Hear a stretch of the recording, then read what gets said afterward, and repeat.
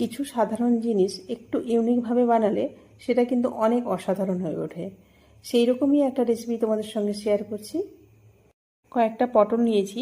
পটলের দুই দিক সামান্য বাদ দিয়ে পটলের গায়ের দুই দিক ছিলে নিলাম, মানে অপোজিট সাইড। দেখে নিশ্চয়ই বুঝতে পেরেছ কীভাবে ছিলে নিয়েছি।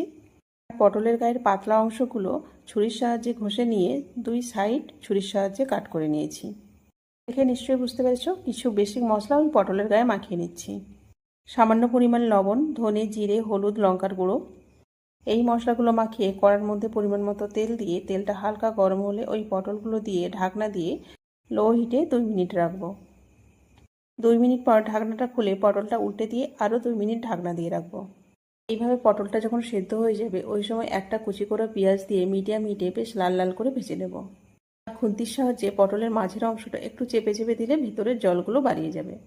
এইভাবে পটলটা ভেজে নিলে স্বাদ তো একই থাকবে, দেখতে কিন্তু অসাধারণ লাগে।